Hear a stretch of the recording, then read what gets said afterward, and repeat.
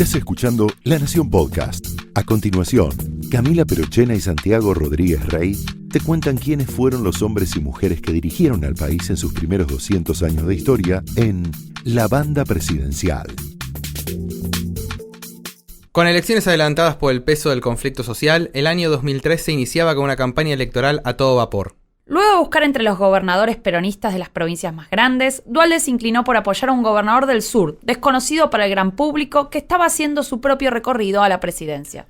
Conocido en la rosca interna del partido como un duro negociador, fue la carta del bonaerense para enfrentar a Menem en unas elecciones que se transformarían en una interna a cielo abierto de tres modelos peronistas: el menemista, el de Rodríguez A y el de una especie de continuidad oficialista con matices. Rápidamente, tras la renuncia a la segunda vuelta de Menem y la llegada a la presidencia con 22% de los votos, estos matices comenzaron a aflorar. Pero el liderazgo no iba a poder compartirse y en torno a las elecciones legislativas de medio término, con una performance económica y política auspiciosa, había llegado la hora de desembarazarse de todo tipo de tutelajes. Estos tutelajes serían locales, Duhalde y el PJ tradicional, y externos con el pago a la deuda del FMI y el rechazo al ALCA.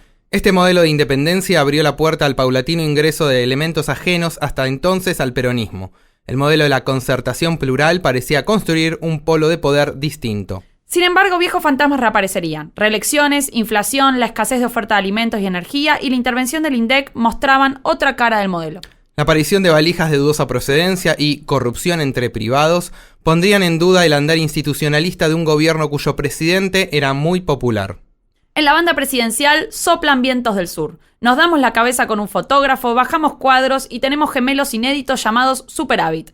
Es tiempo que se coloque la banda presidencial Néstor Carlos Kirchner. Mi nombre es Santiago Rodríguez Rey. Y yo soy Camila Perochena. Bienvenidos a la banda presidencial. Un sistema de vuelos espaciales. El país se encuentra bajo el control operacional de la Junta Militar. Conducir es persuadir. Y al hombre siempre es mejor persuadirle que obligar. No somos nosotros el problema. En primer lugar, anuncio que el Estado argentino suspenderá el pago de la deuda externa. Para conocer una persona es tan importante lo que hace como lo que no está dispuesta a hacer. He decretado el estado de sitio en todo el territorio nacional. El radicalismo no lo mueve el rencor, el odio ni el deseo de revancha. Desde hace 10 años el radicalismo viene bregando por la normalización del país. ¡Mentira! ¡No existe la libertad sin justicia! Vengo a proponerles un sueño. Si quieren venir, que vengan, les presentaremos la casa.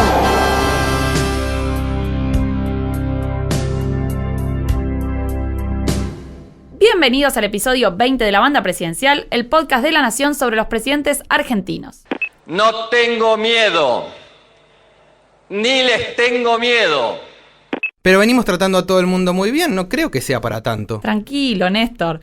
En este episodio tenemos por delante 4 años de gobierno en los que pasaron muchas cosas, como renegociaciones de deudas, un viajecito con Maradona a Mar del Plata, un pago al FMI, superávit gemelos. También tenemos el inicio de la intervención del INDEC, la vuelta de la inflación de 2 dígitos y un par de decenas, el cierre temporario a la exportación de carnes, la expansión de un yuyito como monocultivo. Y si bien podríamos entretenernos bastante con lo económico, por el lado político estuvo movida la cosa. Se suponía que Néstor Kirchner era el chirolita de Duhalde, pero el enfrentamiento entre ellos no tardaría en llegar. O más bien entre sus esposas, y luego el control del PJ por parte de Néstor, la transversalidad, la conformación de la concertación plural, el freno a las reelecciones tras la derrota de Rovira en Misiones, la frustración de Solá, el debut de Messi con la selección nacional. Bueno, eso no tiene tanto que ver con eso. Sí, no. Te entusiasmaste. Por el lado social también tenemos bastante. Todo lo referente a derechos humanos, la reapertura de los juicios y la desaparición de Jorge Julio López, la integración de movimientos desocupados a la coalición oficialista y el caso Bloomberg. Una buena síntesis del perfil político de este presidente nos la hizo Andrés Malamud, politólogo e investigador principal del Instituto de Ciencias Sociales de la Universidad de Lisboa. La caja de herramientas de Kirchner incluyó sobre todo dos elementos. Uno económico, los superávit gemelos. La primera vez en mucho tiempo que un presidente y que un gobierno lograba mantener el superávit fiscal y el superávit comercial. El segundo elemento fue el poder presidencial. Él recuperó la capacidad del presidente para ordenar y ser obedecido, siempre con un límite: la tolerancia social. Él nunca encaró al pueblo, nunca encaró la calle. Él encaró a los que parecían muy fuertes, pero terminaron siendo menos fuertes. Encaró a Duhalde, a la corte, a algunos sindicatos, a otros peronistas. pero no encaró a la gente en la calle. Ante la gente en la calle siempre retrocedió. Él construyó poder presidencial a partir de no utilizar la violencia monopólica del Estado para imponer el orden. Encaremos porque mucho pasó en estos 4 años de presidencia, así que vamos a conocer al protagonista. Néstor Carlos Kirchner Stoic nació en Río Gallegos un 25 de febrero de 1950. Su padre había nacido también en Río Gallegos en 1917 y era empleado de correos. La madre trabajaba en el telégrafo de Punta Arenas en Chile. Imagínate Río Gallegos en 1917. Vivían los Kirchner y 1000 personas más con toda la furia. Y el viento. Nadie. Mientras estudiaba abogacía en la Universidad de La Plata en los 70s, participaba políticamente dentro del peronismo universitario. En 1975 se casó con Cristina Fernández y en 1976, tras egresar como abogado, volvió a Río Gallegos. Con el retorno de la democracia, retornó también a la actividad política, no teniendo éxito en alcanzar la intendencia de su ciudad, cosa que sí lograría en 1987. Luego, en 1991, se alzaría con la gobernación. De este primer periodo, Sol Montero, investigadora del CONICET y profesora del UNSAM, nos contó una anécdota. Manejó la provincia, digamos, con mano muy dura, digamos, y con mucha eficiencia económica, digamos, la agarró después de la hiperinflación muy quebrada y, bueno, hay una anécdota, digamos, muy conocida, que es que cuando él asumió en diciembre, hacía varios meses que los estatales no cobraban y él dijo, bueno, por un mes no voy a pagar ningún sueldo, suspendió, digamos, oficialmente los sueldos y a partir de enero empezó a pagar sistemáticamente los sueldos, todos, digamos, el día 1 de cada mes, con reglas muy estrictas. Por ejemplo, puso una ley, digamos, de presentismo que hacía que los docentes, por ejemplo, no pudieran faltar, digamos, ni medio día porque se les quitaba un porcentaje muy grande del sueldo. Digo, fue muy estricto y tuvo mucha mano de hierro, pero al mismo tiempo muy eficiente, ¿no? Y negoció, digamos, siempre de manera muy firme con el gobierno nacional, ¿no? Su gobierno transcurrió mayoritariamente con el gobierno de Carlos Menem en la presidencia, amigablemente. Durante la década fue convencional constituyente en la reforma de 1994 y líder del Frente Federal de Gobernadores durante el gobierno de la Alianza. En 1998, poco antes de asumir su tercer periodo al frente de la gobernación santacruceña, comenzó a explorar la posibilidad de una eventual candidatura presidencial. De esa época es el Grupo Calafate, que incluía personajes como Alberto Fernández, que tendrán un lugar importante al llegar Kirchner a la presidencia. Le preguntamos a Marcelo Leiras, politólogo y docente investigador de la Universidad de San Andrés, y que tuvo un cambio en el episodio pasado, cómo sería Néstor Kirchner en un asado, y nos dijo esto. No haría el asado ni en pedo, y hablaría todo el tiempo, es el que verduguearía a los comensales y animaría seguramente la reunión y probablemente se comerían los cortes que le gustan a él, en el orden que le gustaba a él y en el punto que le gustaba a él, ¿no? El jefe del asado. Entonces, dejamos el episodio pasado en una elección con 3 candidatos dentro del peronismo en el verano del 2003, cuando Duhalde decía apoyar la candidatura de Néstor Kirchner a presidente y de esta forma catapultar una candidatura hasta entonces secundaria detrás de los nombres de Rodríguez A, Carrió o Menem. A este espaldarazo le faltaba un vice y en febrero, justo tras haber sido elegido candidato del PJ Capital para jefe de gobierno, Daniel Scioli toma la oferta que le llegará desde Kirchner. Este igual no es el episodio de los vicepresidentes, así que no nos entusiasmemos todavía con eso. Con la fórmula constituida en campaña, Kirchner se mostraba como una especie de outsider, aprovechando el desconocimiento de su figura. Se presentó en las elecciones del 2003 como alguien que venía desde afuera de la política. Esa fue una particularidad bastante interesante, ¿no? Siendo alguien que estaba totalmente institucionalizado, instalado, digamos, en el poder en Santa Cruz, ya en el spot, digamos, de campaña se mostraba como alguien diferente, ¿no? Como alguien nuevo, bueno, también como un hombre común, pero como alguien distinto, ¿no? No es un outsider propiamente dicho, pero en todo caso él necesitaba diferenciarse, digamos, de los candidatos con los que competía en el 2003 y eso lo marcó bastante en la campaña. Para que quedase claro que con él había cierta continuidad, se aseguró que Lavagna continuaría siendo el ministro de Economía. Como vimos en el episodio anterior, ya había tenido buenos resultados económicos en la gestión de Duhalde. Bueno, y un poco para empujar el bochín, Duhalde justo antes de las elecciones anuncia el rescate de las cuasimonedas, así que adiós patacones, y un aumento de sueldo de 50 pesos. Igual tampoco era que Kirchner y Duhalde estuviesen exactamente en la misma sintonía. Durante la campaña hubo algunas rispideces respecto a diversos temas, pero el objetivo principal era llegar a la segunda vuelta para enfrentar a Menem, que era número puesto para llegar también. Y finalmente Kirchner terminó en el segundo lugar con 22% de los votos. De pensar en una presidencia en el 2007 a la presidencia ahora, ¿no, Cristina? A ver. ¿Esperaba un resultado como este? No, sinceramente claro que no. Vos fíjate que cuando nosotros lanzamos la corriente allá por, fines del 2000, pensábamos en una elección para el 2007, ¿no? Una proyección, una instalación y una proyección para el 2007. Pero bueno, la historia y la Argentina siempre tienen caminos impensados, ¿no? ¿Un papel fundamental el que jugó el presidente Duhalde? Yo creo que fue un papel fundamental, obviamente, el apoyo del peronismo de la provincia de Buenos Aires en la figura del presidente de la República, en este caso del doctor Duhalde, ha sido más que importante, esto es indudable, ha colocado nuestra propuesta en posibilidades y con expectativas de poder ganar. Como vimos en el episodio de Menem, finalmente este no continuaría el balotaje y el 25 de mayo de 2003, Duhalde entregó la banda presidencial a Néstor Kirchner. Invita al señor presidente de la Nación, doctor don Néstor Carlos Kirchner, a firmar el acta correspondiente. Hace lo propio el doctor Eduardo Alberto Duhalde.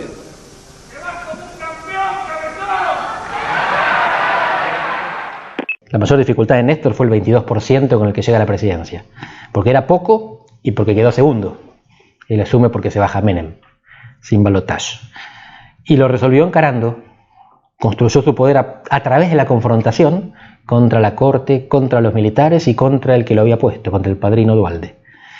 Y a partir de ahí empieza la conciliación, que esto es lo interesante. Néstor siempre jugó con las dos manos.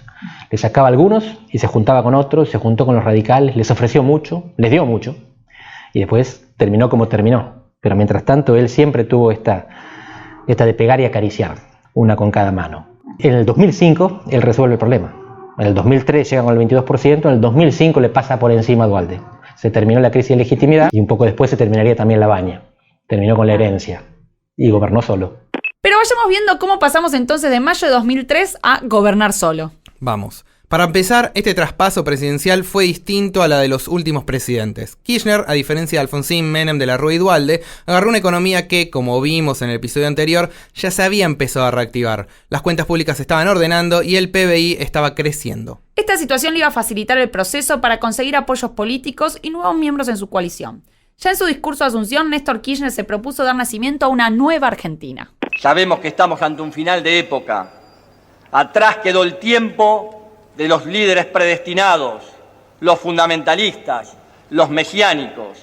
La Argentina contemporánea se deberá reconocer y refundar en la integración de equipos y grupos orgánicos, con capacidad para la convocatoria transversal, el respeto por la diversidad y el cumplimiento de objetivos comunes, para que no hagamos cargo de nuestro futuro, para que concretemos los cambios necesarios, para forjar un país en serio, un país normal, con esperanza y con optimismo.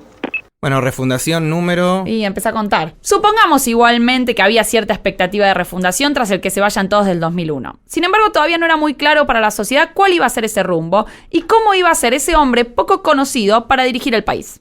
Néstor Kirchner, para construir una identidad, primero, digamos, como candidato, después como líder político y después para construir una identidad política, digamos, que podríamos pensar que se construyó efectivamente algo como una identidad kirchnerista. Para lograr eso, tuvo que diferenciarse, digamos, de los candidatos con los que competía, ¿no? Básicamente de Menem, ¿no? Que apareció ahí como la frontera, digamos, antagónica, fundamental, y ubicarse dentro del peronismo, un peronismo muy fragmentado, porque recordate que en el 2013 se presentaron Menem, Rodríguez Sá, bueno, López Murphy y Carrió, ¿no? Pero el peronismo estaba muy fragmentado. Entonces, para mí la apuesta de Kirchner fue, bueno, ¿cómo encuentro dentro del peronismo una beta, digamos, o un aspecto que no haya sido todavía explotado, que no haya sido todavía suficientemente, que no haya sido, que no hubiera tenido, digamos, lugar en la arena pública todavía, ¿no? Y me parece que interpretó muy bien también, en esa clave, las demandas que estaban dando vueltas después del 2001, ¿no?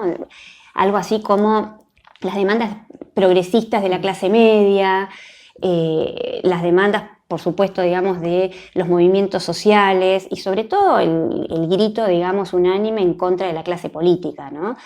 Algo del rechazo a la corrupción y a los 90 ya había sido recogido, digamos, por De la Rúa, digamos, y por la Alianza en el 99, pero me parece que Kirchner se sube, digamos, también a ese tren, digamos, y levanta un poco esas demandas, ¿no? Y de ahí me parece que surge entonces esa identidad, digamos, tan clara que aparece ya desde el principio, que es la apuesta por una especie de peronismo de izquierda, si uno quiere, ¿no? Por darle curso a ciertos estandartes o ciertas banderas del peronismo de izquierda o de un peronismo progresista. La impronta setentista que le da Kirchner no solo a su propia imagen, sino a la gestión, digamos, y a todo el discurso presidencial desde que asume, es muy significativa, porque es como recoger, de alguna manera, una vertiente del peronismo que había quedado, si uno quiere, silenciada, ¿no? Después de la dictadura. Y en esta clave que nos señala Sol de un peronismo más setentista y de izquierda, Kirchner sorprendió con una de sus primeras medidas. Eso es muy interesante. Yo creo que Néstor hizo un uso muy inteligente del poco poder político con el que llegó a la presidencia. Yo no sé si se recuerda, la primera decisión que tomó fue descabezar a la cúpula de las Fuerzas Armadas. Y a mí en ese momento eso me pareció una movida astuta, porque con relativamente poco capital político hacía como un gesto de autoridad que le costaba poca guita, digamos, sí, ¿no? Porque la cúpula de las Fuerzas Armadas no era muy difícil de desafiar, ¿no? Además de la remoción de la cúpula de las Fuerzas Armadas, Kirchner tomó otras dos decisiones que tuvieron un alto impacto en la opinión pública y se sucedieron a nada de asumir. Por un lado, se propuso terminar con la mayoría automática de la Corte Suprema que había heredado del menemismo. Con esto lograba apoyo de la opinión pública y se quitaba un posible actor de veto de encima. Los jueces desplazados fueron reemplazados por figuras de prestigio académico y con escasa relación con el peronismo. Primero asumió Eugenio Zaffaroni, por entonces más cercano al Frepaso, y en el 2004 fue el turno de Elena Hayton de Nolasco, y en el 2005 de Carmen Argibay. Se lograba así conformar una Corte Suprema con un halo de prestigio e independencia del poder del presidente. La segunda medida de impacto fue la reapertura de los juicios a los militares de la dictadura. Para realizar esta iniciativa, Kirchner impulsó al Congreso a declarar nulas las leyes de obediencia debida y punto final. De esta manera se iba a poder reabrir los juicios que se habían frenado hacia el fin del mandato de Alfonsín y el principio del de Menem. Estas dos primeras medidas dieron a Kirchner el apoyo entre sectores de izquierda y de los organismos de derechos humanos. En este aspecto se empieza a ver una de las dimensiones más innovadoras del kirchnerismo, que fue su coalición social. Por un lado, el apoyo activo de los organismos de derechos humanos y por el otro, el de las organizaciones piqueteras. Con estos grupos, Néstor Kirchner adoptó una estrategia de cooptación de líderes, distribución de recursos materiales y especialmente la búsqueda de diálogo por sobre la represión en los conflictos sociales. Bueno, yo creo que es una coalición típicamente peronista. El retrato habitual suele citar el esfuerzo de incorporación a las clases medias progresistas, sobre todo en la Ciudad de Buenos Aires, en la llamada transversalidad. Yo creo que esa estrategia se sobreestima. Y me parece mucho más importante el esfuerzo de incorporación de los movimientos sociales.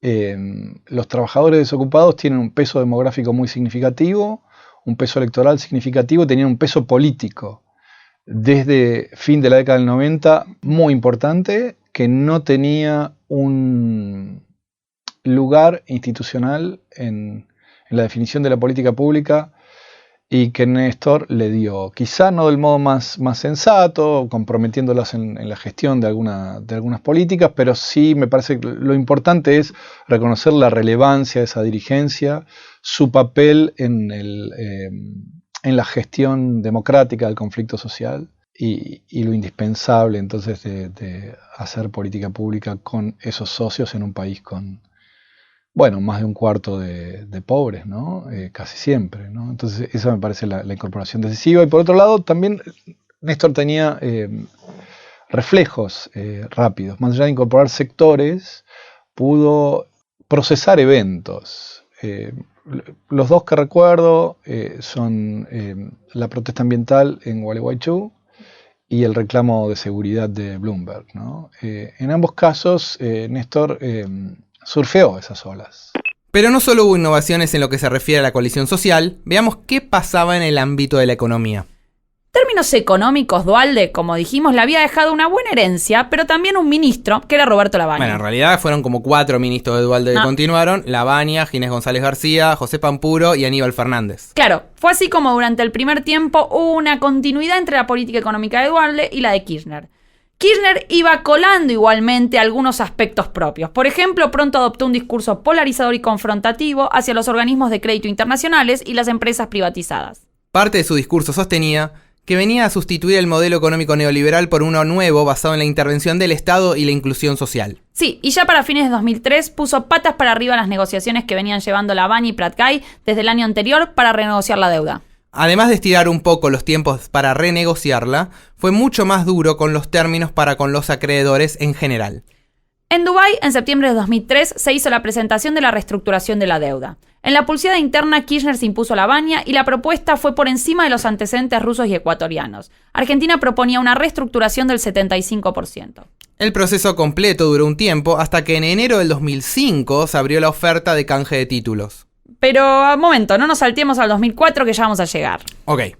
Mientras se discutía esto de la deuda y el FMI presionaba porque Argentina crecía por encima de lo esperado y pedía una reestructuración que consideraba no acorde a ese crecimiento, en la sociedad civil la inseguridad abrió un frente inesperado. Sí, en marzo de 2004, en medio de una ola de secuestros e inseguridad, Axel Bloomberg fue secuestrado. La agenda en ese momento del gobierno era la de los derechos humanos. El 24 de marzo se bajan los cuadros de los presidentes de la última dictadura del Colegio Militar de la Nación y el mismo día Kirchner daba su discurso desde la ESMA creando el Museo de la Memoria.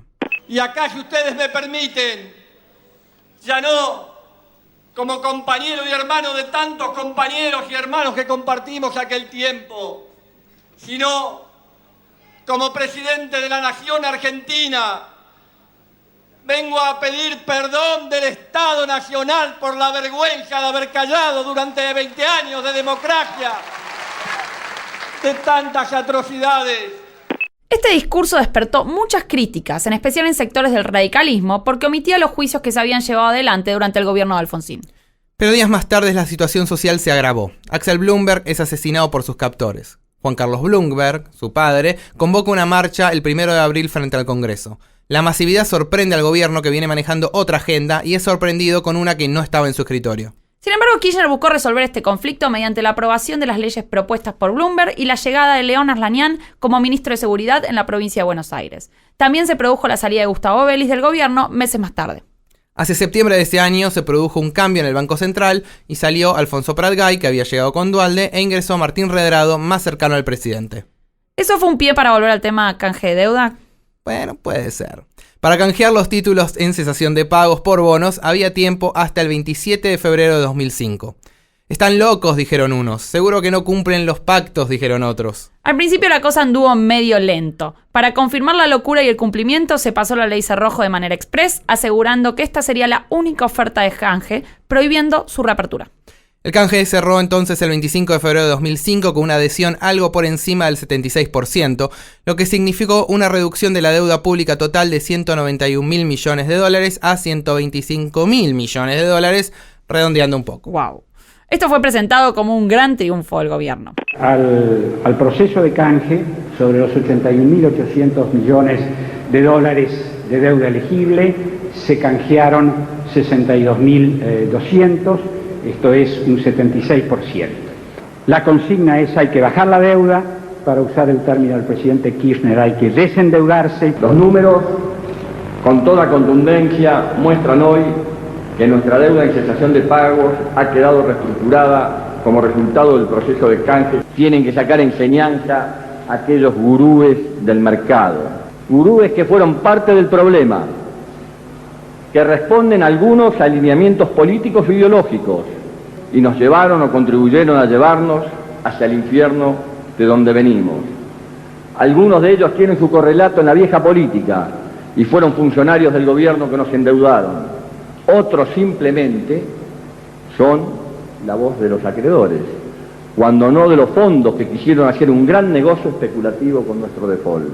De quienes no se adherían al canje no quedaba muy claro qué iba a pasar, menos bajo toda la efervescencia del momento. Pero vamos a calmarnos. Hubo un grupo de bonistas que no aceptaron y que luego fueron llamados fondos buitres. Tampoco pudo saldarse la deuda con el Club de París. Esto nos va a traer problemas un poco más adelante, ¿no? Sí, buitres, fragatas secuestradas, pero son cosas del próximo episodio. Entonces, 2005, ¿qué tenemos ahora? ¿Qué nos falta? Elecciones. Eso, elecciones. La principal innovación de Néstor Kirchner se iba a empezar a ver en el plano político, donde apostó por la transversalidad. Claro, la idea no era solo controlar el peronismo, sino también cambiar la composición de la coalición integrando a corrientes de izquierda y centro-izquierda. Así fue como se incorporaron al poder ejecutivo dirigentes del ARI, del radicalismo, del socialismo, entre otros. Y Chacho estuvo metiendo mano para que esto fuera posible también. Pero una parte del peronismo no se mostró tan entusiasmado con lo de la transversalidad. No querían resignar ni poder ni autonomía, ni lo que consideraban parte central de su identidad política. Se empezó a generar así una división al interior del partido peronista y Kirchner empezó a tomar distancia de lo que llamaba la derecha pejotista. ¿No? Es decir, y eso se ve muy claramente, por ejemplo, en marzo del 2004, hay dos acontecimientos. Está por un lado, hay un acto por el Día de la Militancia, y por otro lado está el acto del Partido Justicialista, un acto, digamos, partidario del PJ. Y ahí ya se empiezan a perfilar primero las dos candidaturas, de Chiche y de Cristina, digamos. Y el parteaguas, si uno quiere, y dentro de la militancia peronista, pasa en gran medida, digamos, por qué carácter se le iba a dar al peronismo, ¿no? Entonces, Cristina en ese momento habla de un peronismo de puertas abiertas, de un peronismo amplio, de un peronismo plural, ¿no? Ya queriendo un poco abrir la puerta, digamos, a lo que después iba a ser la concertación plural, bueno, la transversalidad antes. Y al mismo tiempo, por el lado del dualdismo, aparecen las reivindicaciones, digamos, del peronismo más clásico y más tradicional. Y de hecho, una cosa que es muy significativa, en el Congreso del PJ aparece el problema de Rucci, por ejemplo. De la Sota trae la figura de Rucci en su discurso, ¿sí? Y ahí aparece como una decisión, digamos, muy clara que revive de alguna manera las disputas, digamos, de los 70, ¿no? Entonces, hay una reivindicación, digamos, a la figura de Rucci por parte de la Sota, y ahí Cristina se opone a eso. De esta manera, Kirchner empezó a autonomizarse de la tutela de Duhalde y de la estructura del PJ, a la que veía como un obstáculo para sus objetivos de gobierno. Comenzó a armar su propia organización, el Frente para la Victoria, que reunía sus apoyos dentro y fuera del peronismo. Era una estrategia para competir en Provincia de Buenos Aires contra el PJ oficial. La confrontación terminó de hacerse evidente en el momento de armar las listas de candidatos para las elecciones legislativas de 2005. El Frente para la Victoria incorporaba a sectores sociales ajenos al peronismo, además de los peronistas que apoyaban a Kirchner. En la provincia de Buenos Aires, la lista del Frente para la Victoria quedó encabezada por Cristina Fernández de Kirchner, mientras que la del PJ por Chiche Duhalde. Las elecciones de la provincia de Buenos Aires le dieron un triunfo contundente al Frente para la Victoria, que se impuso a nivel nacional con el 38% de los votos. Además, en la provincia de Buenos Aires, la lista de Cristina se impuso con el 46% de los votos frente a un 20% de Chiche. Luego de esta elección, la gran mayoría del peronismo se alineó detrás del presidente. Esto mostraba que Néstor Kirchner tomó diferentes estrategias durante su presidencia. Lo de Kirchner es impresionante porque no tiene una estrategia dominante. Para resolver la interna del PJ, encaró. Para resolver la crisis representada por el caso Bloomberg, por ejemplo, cedió.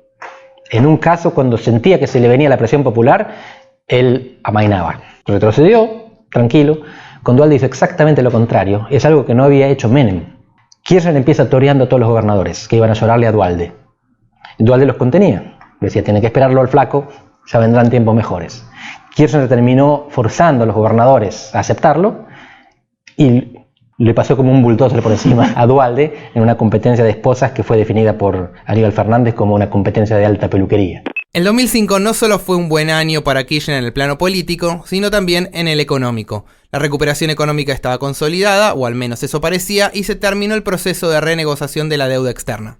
Las tasas chinas parecían traer bonanza a todos los sectores. Con este repunte, Kirchner se despidió de la Baña en noviembre de 2005 y en diciembre llevó adelante la cancelación de la deuda con el FMI.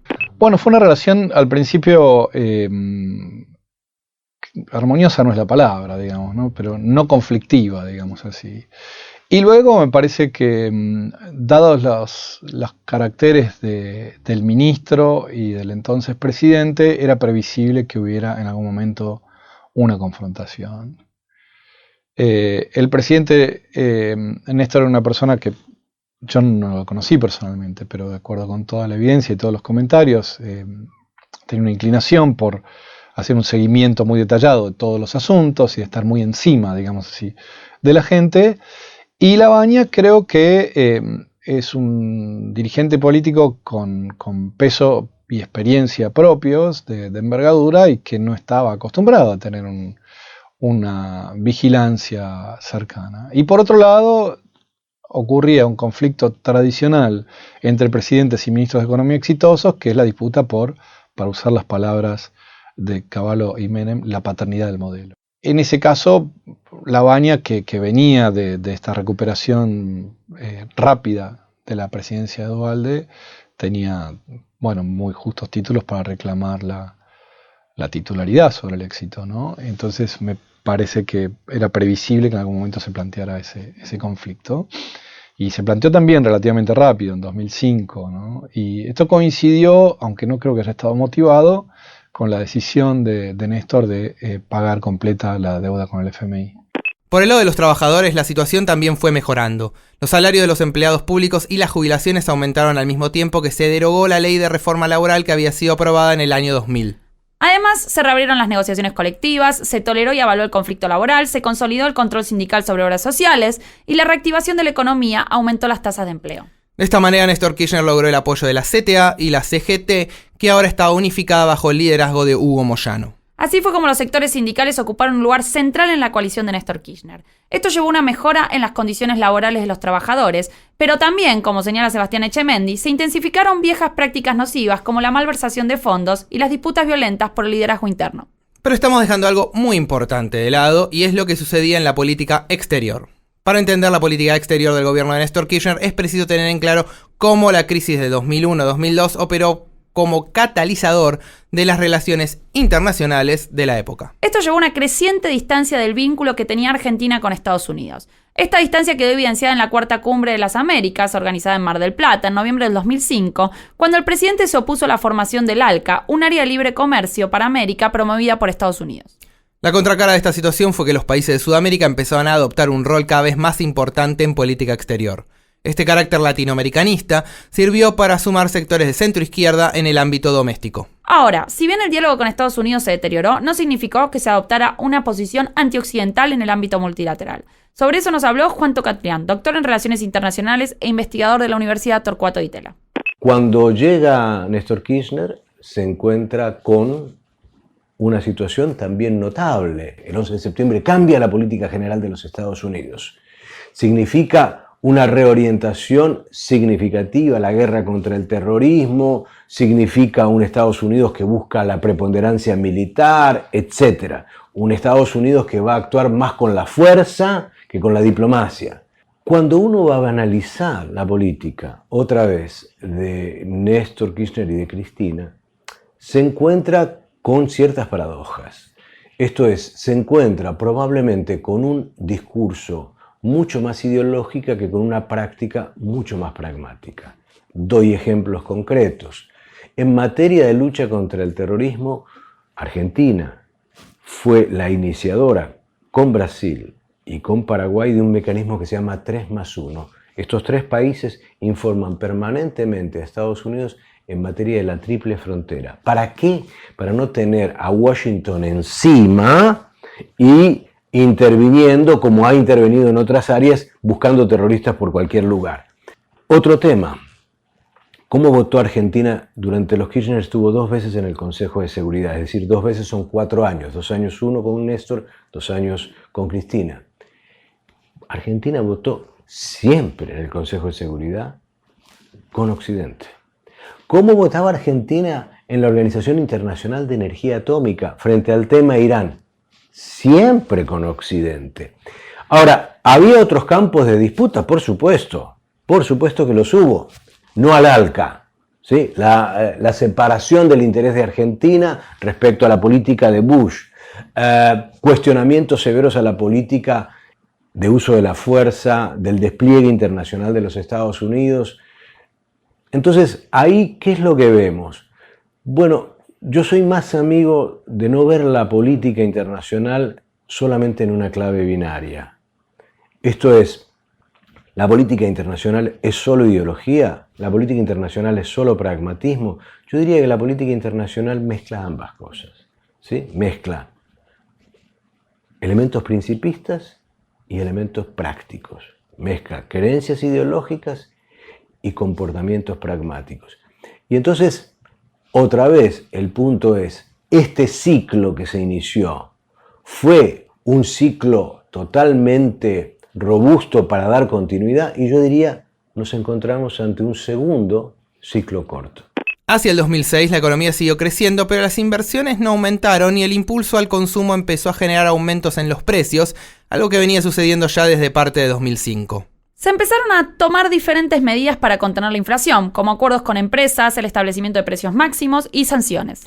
Esto se suma al mayor protagonismo que tomó Guillermo Moreno, que pasó de la Secretaría de Comunicaciones a la de Comercio. La contención de precios fue efectiva un tiempo, cortito, pero pronto, presionado por el crecimiento aún mayor de los commodities, se tornó difícil de contener. Por otro lado, el aumento de los ingresos vía retenciones permitió mantener las tarifas de los servicios públicos congeladas, en particular en Capital y Gran Buenos Aires, donde estaban subsidiadas. Y yo creo que hay ámbitos en los cuales Néstor generó problemas de largo plazo que todavía se manifiestan hoy.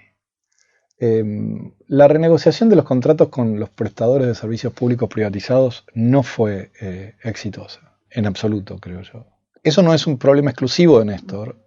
La verdad, yo creo que visto en perspectiva, el Estado argentino tiene problemas para regular los servicios públicos, full stop. O sea, si uno piensa, por ejemplo, siempre cito este ejemplo en las clases, ¿no? El teléfono es una tecnología del siglo XIX, que empezó y terminó, y el Estado argentino nunca consiguió tener cobertura de teléfonos fijos universal en todo el país. O sea, la tecnología empezó, se murió y nunca todo el mundo tuvo teléfono en Argentina. Y el precio promedio al cual uno accedía a una cuenta doméstica era absurdo, ¿no? Entonces, bueno, eso es revelador de las capacidades regulatorias del Estado argentino. En ese contexto me parece que la idea de pisar las tarifas e ir redefiniendo de modos muy ad hoc y con un marco muy imprevisible el precio de los servicios y el precio de la energía fue una política a largo plazo con un impacto fiscal muy muy negativo y con un impacto económico más allá de la sanidad de las cuentas públicas muy negativo. Y luego, a comienzos de 2007 la inflación ya estaba por encima del 15% anual y ahí fue cuando el gobierno decidió intervenir el INDEC, el organismo encargado de las estadísticas del Estado, entre ellas de medir los precios. El éxito de la renegociación de la deuda externa argentina de principios de la presidencia de Néstor quedó muy rápidamente desde mi punto de vista puesto en cuestión. Yo no soy un especialista en finanzas públicas, pero mi interpretación de lector de diarios es la siguiente. Si vos renegociás, ofreces una quita del 75% de tu deuda, el 90% de los acreedores acepta esa quita, uno de los bonos que ofreces a cambio se ajusta de acuerdo con un coeficiente, y cuando te toca pagar el primer cupón de ese bono, modificás la referencia con la cual se define ese coeficiente, esto es el índice de precios al consumidor, no está bien eso, ¿no? Porque acabas de tener una reestructuración extraordinariamente exitosa, sin precedentes en la historia, y cuando te toca pagar, tocas el índice, ¿en serio? Y eso lo hizo Néstor, no Cristina, ¿no? Vos fíjate que muchos de los condicionamientos macro de las presidencias de Cristina vienen definidos en malas decisiones de la presidencia de Néstor. Y yo creo que eso desde el punto de vista de una evaluación de largo plazo de la presidencia de Néstor es muy importante. Ya con miras a las elecciones de 2007, la idea de la transversalidad avanzaba. El objetivo para las siguientes elecciones era extender la base electoral, incluyendo a las clases medias urbanas. Con eso en la cabeza se empezó a cooptar a algunos intendentes y gobernadores de la UCR, formando una coalición electoral que se conoció como Concertación Plural. La transversalidad de Kirchner fue un intento de implementación de la vieja idea de Torcuato Di Tella de redistribuir a los partidos políticos. Torcuato Di Tella decía que tanto el radicalismo como el peronismo pretendían pescar en el campo popular, pero que en un sistema normal tenía que haber un partido de izquierda y otro de derecha. Y por lo tanto el radicalismo tenía que aceptarse como la derecha y el peronismo como la izquierda, la socialdemocracia internacional. La transversalidad tuvo esta intuición, este objetivo. Juntemos a los de izquierda de los dos partidos y a los de derecha de los dos partidos. Nos quedamos con los de izquierda y enfrentamos a la derecha. Funcionó durante un tiempo y terminó fracasando. Los partidos sobrevivieron, la transversalidad terminó en el voto no positivo de Cobos y todos esos radicales volvieron al partido, a la Unión Cívica Radical. Algunos habían sido expulsados y fueron rehabilitados. Cuando fracasa la transversalidad, Kirchner vuelve al tan vilipendiado pejotismo La transversalidad la construye contra el pejotismo, y una de las frases más típicas de la época es Aníbal Fernández, creo que en Saladillo, tercera sección, provincia de Buenos Aires, donde dice: la marchita que se la metan en el culo. No cantamos la marchita, superamos al peronismo, perdón, al pejotismo. El pejotismo, la idea de la institucionalización del peronismo, no hace falta el partido, esto está más allá. Y después tuvieron que volver, y la implementación del regreso fue Néstor presidiendo el PJ. Bueno, pero no nos adelantemos al fracaso de la transversalidad, porque eso es para el próximo episodio. En las elecciones de 2007, entonces, la fórmula de la concertación plural incluyó a Cristina Fernández de Kirchner por el Frente para la Victoria y a Julio Cobos como representante de los radicales kirchneristas como vicepresidente. Kirchner, así, decidió no presentarse a la reelección a pesar de su popularidad, y le preguntamos a Marcelo Leiras por qué cree que eso fue así. Porque quería que el Frente para la Victoria gobernara la mayor cantidad de tiempo posible. Porque realmente me parece que el proyecto de que se sucedieran recíprocamente Néstor y Cristina tanto como fuera posible era verosímil. Me parece que es la única hipótesis que tengo para entender por qué un presidente que tiene 70% de popularidad o más no quiere ser reelecto, porque piensa que va a poder ser reelecto luego. En un año electoral y consolidando la concertación plural, ya camino un triunfo considerado asegurado, sombras del pasado de corrupción se posarían sobre el gobierno. A la situación del INDEC se le sumó la detención de Antonini Wilson, agente del gobierno venezolano, con $800.000, y esto trajo fuertes sospechas. Ya el protagonismo de Venezuela comprando deuda para respaldar el pago al FMI había generado ruido. Esto amplificaba todo. Y el caso Escanca, definido creativamente como conflicto de corrupción entre privados, golpeaba en torno a la campaña. Más allá de estos problemas que surgieron durante la campaña, el Frente para la Victoria obtuvo en las elecciones de 2007 45% de los votos y casi duplicó los votos de la segunda candidata, Elisa Carrió. Así fue como el 10 de diciembre de 2007 Néstor Kirchner le traspasó la banda presidencial a Cristina Fernández de Kirchner. Pero este gobierno va a ser el foco de nuestro próximo episodio. Al mes de dejar la presidencia, Néstor Kirchner instaló sus oficinas en Puerto Madero, donde se reunía con diversos dirigentes políticos y sociales. Tras el fracaso de la transversalidad con el voto no positivo de Cobos, salió a recuperar el control del PJ. Se convirtió así en el 2008 en el nuevo presidente del partido. Fue candidato a diputado nacional por la provincia de Buenos Aires en las elecciones legislativas de 2009. En ese año la popularidad de la presidenta estaba en baja debido al conflicto con el campo y los efectos de la crisis económica mundial. A nivel nacional, el Frente para la Victoria obtuvo 29% de los votos para diputados y fue derrotado en la provincia de Buenos Aires. Perdimos por 2 puntitos. Siendo diputado nacional, Kirchner fue electo en el 2010 secretario general del UNASUR por una cumbre presidencial. Pero ese año su salud venía deteriorándose. En septiembre del 2010 se le había realizado una angioplastía y colocado un stent. El 27 de octubre de 2010, mientras se realizaba un censo nacional, falleció de un paro cardíaco a los 60 años en la ciudad de Calafate. Asistieron a su funeral en Casa Rosada diversos presidentes latinoamericanos, personalidades del espectáculo, dirigentes políticos, representantes de organismos de derechos humanos y miles de ciudadanos que se acercaron a despedir al expresidente. Les agradecemos mucho a Andrés Malamud, Marcelo Leiras, Ana Soledad Montero y Juan Tocatlián por participar de este episodio. Les recomendamos el libro de Marcos Novaro, Alejandro Bombecki y Nicolás Cherny, Los límites a la voluntad. Como en todos los episodios, preguntamos quiénes deberían ser los presidentes en nuestro Mount Rushmore. Andrés Malamud nos dijo esto. Para mí 5 es fácil. Sarmiento, Roca, Irigoyen, Perón y Alfonsín. Para mí son los momentos de quiebre, no necesariamente los presidentes más exitosos, sino aquellos después de los cuales la historia fue diferente. Marcelo Leiras, esto.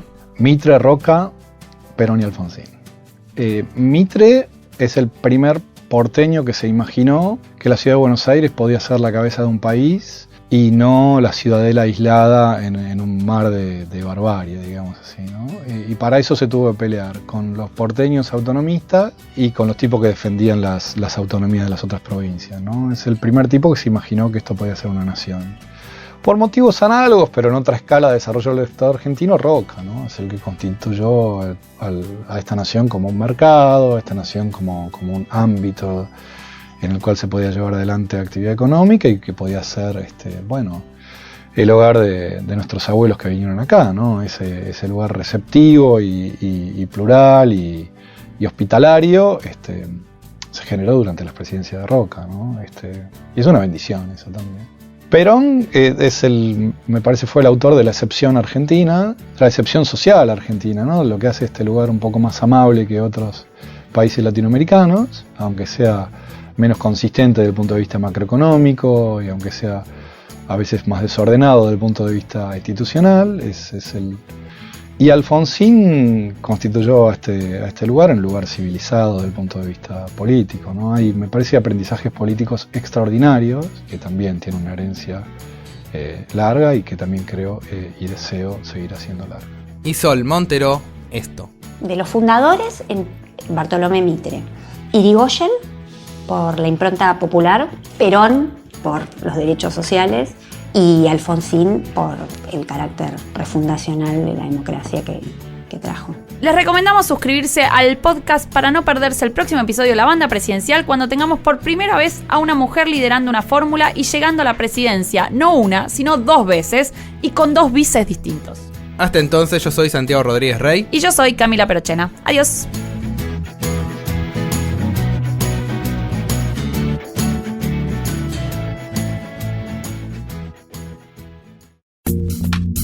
Esto fue La Banda Presidencial, un podcast exclusivo de La Nación. Escucha todos los programas de La Nación Podcast en www.lanacion.com.ar. Suscríbete para no perderte ningún episodio. Estamos en Spotify, Apple Podcast, Google Podcast y en tu reproductor de podcast favorito. Seguí escuchando La Nación Podcast.